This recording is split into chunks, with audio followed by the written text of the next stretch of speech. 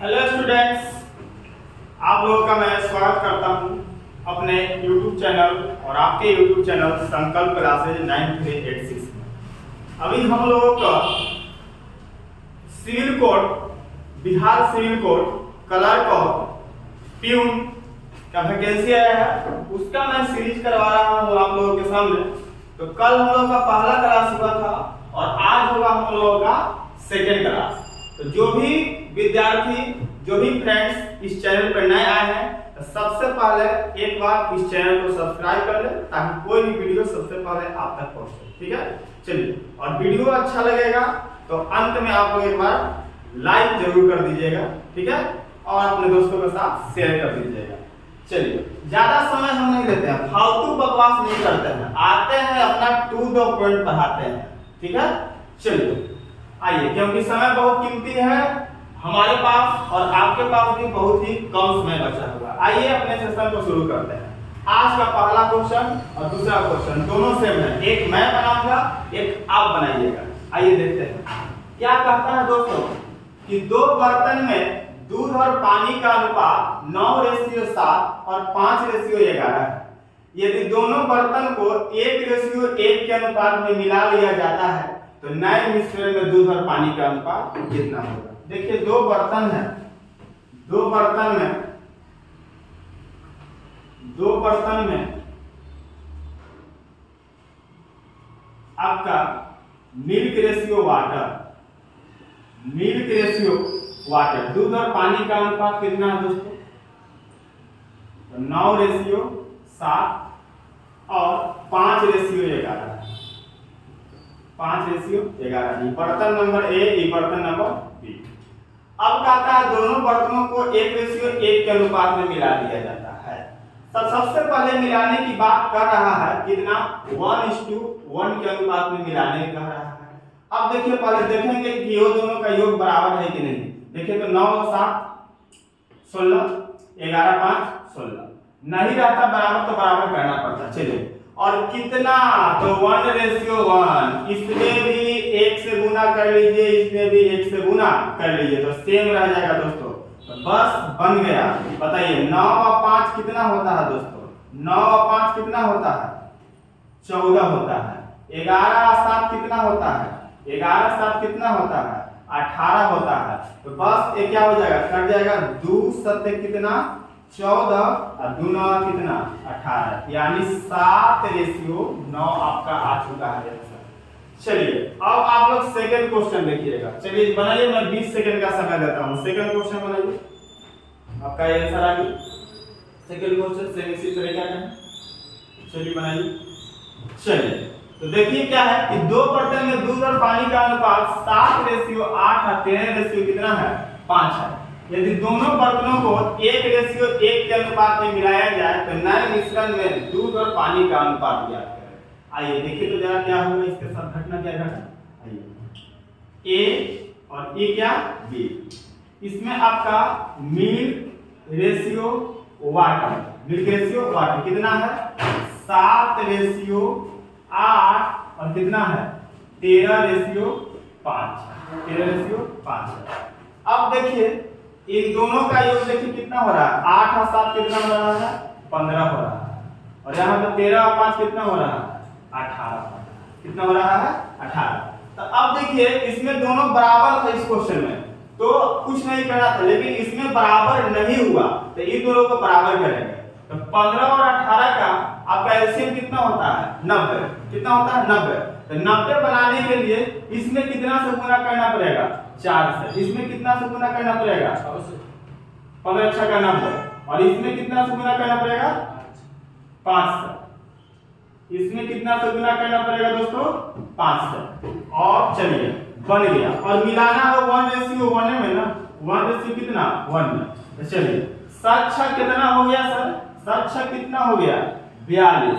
अब बताइए 8 6 कितना हो गया? पानी 48। और बताइए 13 बचे कितना हो गया दोस्तों? 65। और बताइए 5 से 1 कितना आपका बचा है? 25। चलिए अब जोड़ लीजिए। 5 और 2 7, 6 और 4 10, 107। यहाँ पे आ गया और 8 5 13 के 3 और 4 2 6 है 7, यानी 107 रेशियो 73 आ गया आपका इसका आंसर। चलिए क्वेश्चन सेम था लेकिन थोड़ा सा क्या था, डिफरेंस था। चलिए अच्छा लग रहा हो तो एक बार चैनल को सब्सक्राइब कर दीजिए और लाइक कर दीजिए। चलिए मिटा के और आगे चलते हैं। चलिए दोस्तों हम लोग थर्ड नंबर क्वेश्चन देखते हैं, सीआई का है और 4 नंबर क्वेश्चन भी सीआई का है।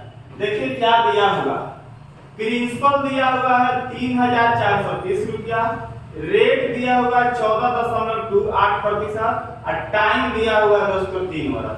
तो सबसे पहले हमको ये बता दीजिए कि 14.28% का फ्रैक्शन वैल्यू कितना होगा।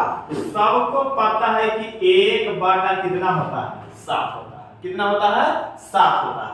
चलिए अब 3 वर्ष के लिए है तो जो मेरा सब्जेक्टिव क्लास करेगा सीआई का उसको समझ में आएगा, नहीं तो देख लीजिए 3 वर्ष का रेशियो होता है सीआई निकालने के लिए 3:1। कितना होता है, 3:1 और सीआई ही तो निकालना है, सीआई ही तो निकालना है। चलिए अब आइए 3430 का 1/7 निकालिए, 3430 का 1/7 यहाँ पे निकालिए। चलिए 3430 का 1/7 कितना हो जाएगा दोस्तों बताइए। 7 से 4 बार में कटेगा, 7 चौक 28, 7 चौक 28, फिर कितना बचा आपका 7 चौक 28, तो उधर 2 इधर 4, 7 9 63, यानी 490। तो यहाँ पर बचा आपका 490। अब 490 का फिर 1/7 निकालिए, 490 का 1/7 तो 7 कितना होता है दोस्त, 49 होता है। कितना होता है, 49, यानी 70 आ गया। कितना आ गया दोस्त, 70। अब 70 का फिर 1/7 निकालिए, 70 का 1/7 कितना आ जाएगा दोस्तों, 10 आ जाएगा। कितना आ जाएगा, 10।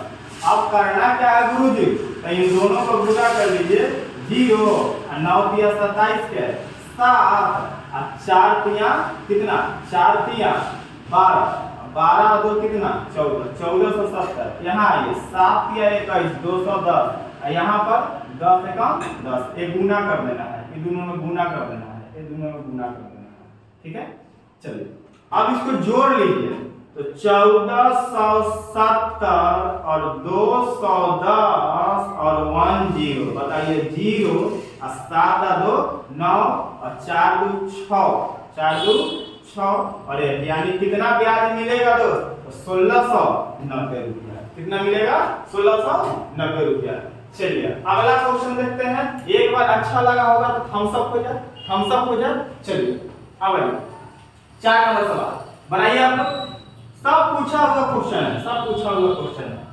एक निश्चित राशि पर 10% प्रति वर्ष की दर से 2 वर्ष के लिए सीआई तथा एसआई का अंतर 73 रुपया है, 73 रुपया है।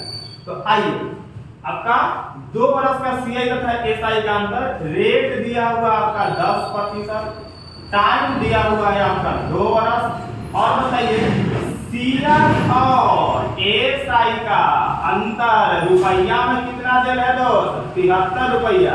तो हमको निकालना है धन यानी प्रिंसिपल। कितना प्रतिशत का वैल्यू निकालना है, तो 100% का वैल्यू निकालना है। कितना प्रतिशत का, 100% का।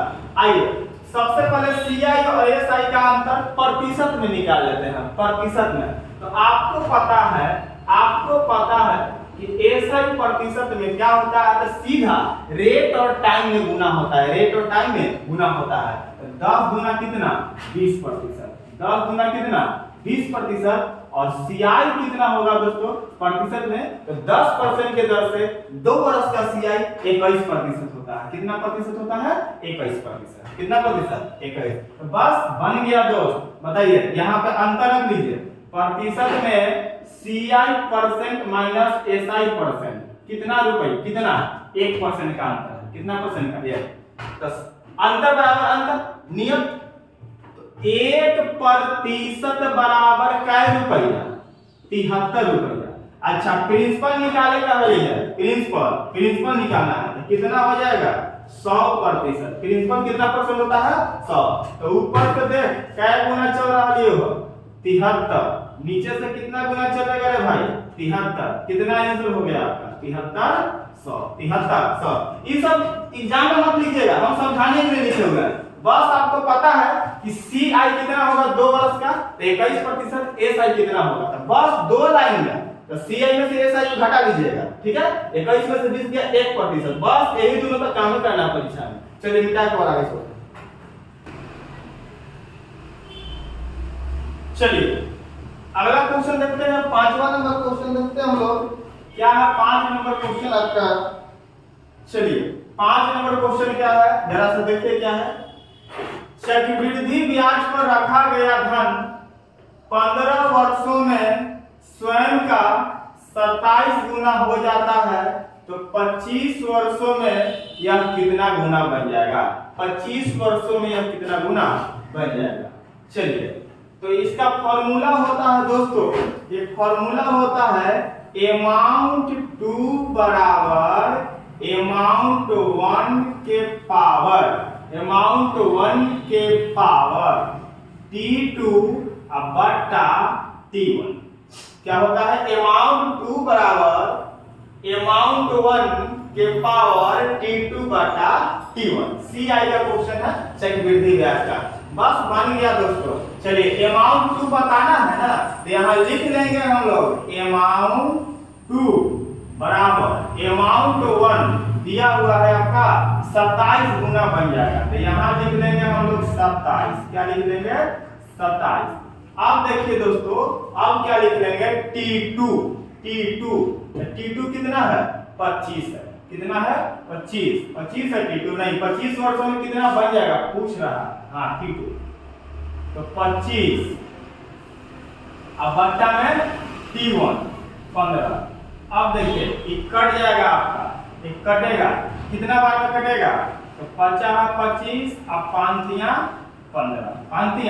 15। तो अब देखिए दोस्तों ए क्या हो गया?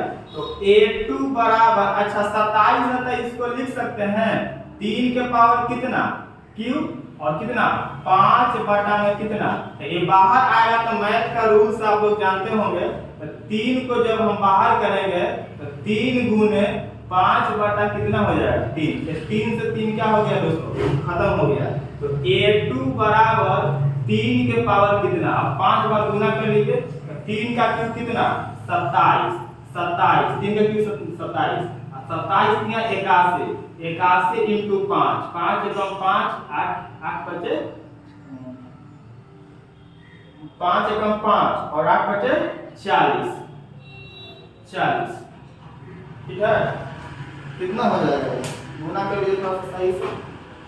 कितना है? 3 के पावर 5, 3 के पावर 5, तो 3 को पावर 5, तो 3 को पावर 5, तो 3 गुने 3 गुने 3 गुने 3, 1 2 3 4 5, तो 3 तिया 9, 9 तिया 27, 27 तिया 81, 81 तिया, तो बताइए 3 और 8 तिया कितना 24, यानी कितना गुना बन जाएगा? तो 43, 243 बोल सकते हैं, 243 गुना बन जाएगा। कितना गुना बन जाएगा? 243।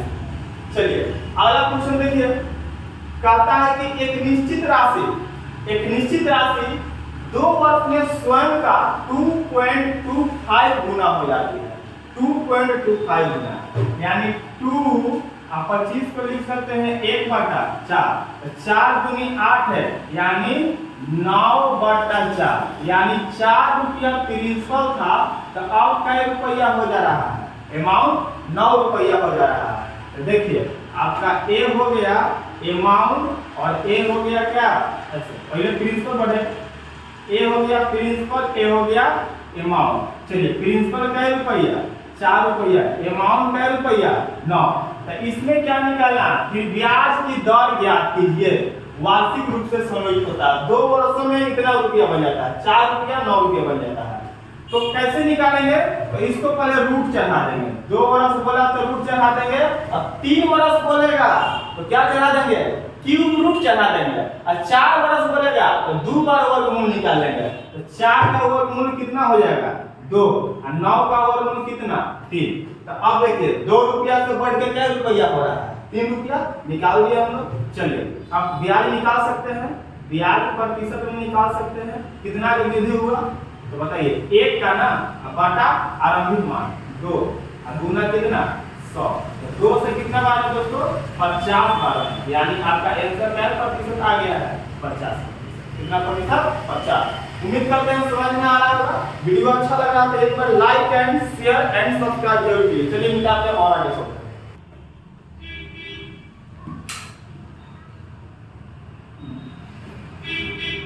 प्ले हो गए सर। चलिए देखिए दी गई संख्याओं की माध्यिका ज्ञात कीजिए। आपका 7वां नंबर क्वेश्चन है कि दी गई संख्याओं की माध्यिका ज्ञात कीजिए। तो माध्यिका ज्ञात करने के लिए या तो हम लोगों को असेंडिंग ऑर्डर में सजाना होगा या तो हम लोगों को डिसेंडिंग ऑर्डर में सजाना होगा। ठीक है, दोनों में से कोई में सजा सकते हैं। चलिए तो देखते हैं असेंडिंग ऑर्डर में सजाने क्या होता है। आइए देखिए तो जरा क्या होता है असेंडिंग ऑर्डर। सबसे बड़ा इसमें क्या है, सबसे बड़ा देखिए तो क्या है, सबसे बड़ा 1 है, 1 है। उसके बाद सबसे बड़ा क्या है दोस्तों 4 है, 4 है। 4 कितना बार है दोस्तों 2 बार है। 4 कितना बार है 2 बार। अब देखिए उसके बाद सबसे बड़ा क्या है, उसके बाद 5 है, कितना है 5 है। उसके बाद क्या है दोस्त 6 है, उसके बाद क्या है 6 है। और 6 के बाद क्या है 7 है, 6 के बाद क्या है 7 है। और 7 के बाद क्या है 8 है, 8 है। 8 के बाद क्या है दोस्तों देखिए 12 है, 12 है। और 12 के बाद कितना है 24 है। अब देखिए इसको बांटिए, इसको बांटिए तो 1 2 3 4 5 6 7 8 9 9 हो गया, नहीं बढ़ रहा है। तो अब क्या करेंगे बंदर बाट करेंगे। कौन बाट करेंगे बंदर बाट करेंगे। अब देखिए 1 2 3 4, 4 इधर लीजिए और 1 2 3 4 नहीं गरम हो गया। 1 2 3 इधर 1 2 3 4 और देखिए और कुछ छूट रहा है क्या। अच्छा देखिए यहाँ पर 9 छूट गया है, यहाँ पर 9 छूट गया है। यहाँ पर देखिए 9 छूटा होगा तो 9 और उसके बाद कितना होगा 12 और उसके बाद 24 होगा। तो अब देखिए 15 बार डिवाइड होगा 1 2 3 4 5 6 7 8 9 10 हो गया, नहीं बढ़ रहा है। तो अब देखिए 1 2 3 4, 4 इधर बांटिए और 1 2 3 4, 4 इधर बांटिए, बांट दिए। बीच में क्या किया कि बच गया, तो इन दोनों को जोड़कर हम लोग 2 से भाग लगा देंगे। तो 7 और 6 कितना हो गया 13, 6 + 7 डिवाइडेड कितना 2, 7 6 13, 13 के डिवाइडेड 2 यानी 6.5, 5.5। ऐसे इन दोनों के बीच में क्या होगा 6.5 ही है। चलिए इस तरीके से हम लोग इस क्वेश्चन को सॉल्व करेंगे। अब देखिए अगला क्वेश्चन आपको मेंसुरेशन से है, मेंसुरेशन से वर्ग की भुजा को 33.33% बढ़ाया जाता है तो क्षेत्रफल में क्या परिवर्तन आएगा। सबसे पहले 33.33% को आपका भिन्न में तोड़िएगा तो 1/3 होगा, 1/3 होगा। तो यानी 3 में बढ़ता है, प्रतिशत में बढ़ाया जा रहा है, तो यानी 3 मूल मान तो बढ़ के हो जाएगा 3 और 1 कितना 4, 3 और 1 4।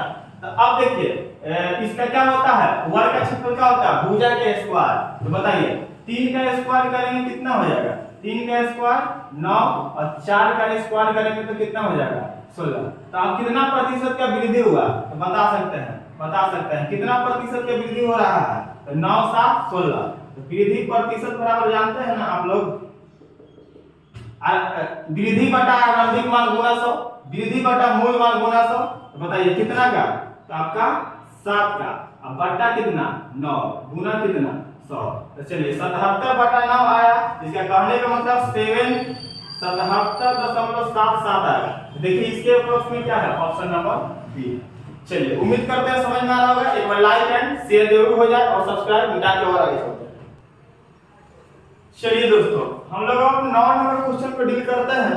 देखिएगा क्या है, कह रहा है कि 1000 के अंत तक शून्य की संख्या कितनी होगी। 1000 के अंत तक शून्यों की संख्या कितनी होगी। तो इस तरीका के क्वेश्चन को कैसे सॉल्व करेंगे, तो इसको सबसे पहले 5 से डिवाइड लगाइएगा। तो 1000 को 5 से डिवाइड लगाइए तो कितना आएगा, 1000 को 5 से डिवाइड लगाइए तो कितना आएगा, बताइए कितना आएगा, तो 200 आएगा। कितना आएगा, 200। अब 200 को फिर 5 से डिवाइड लगाइए, 5 से, तो कितना आएगा, 40 आएगा। अब इस 40 को फिर 5 से डिवाइड लगाइए तो कितना आएगा दोस्तों, 8 आएगा, 8 आएगा। अब बताइए कितना आ गया, 8 आ गया।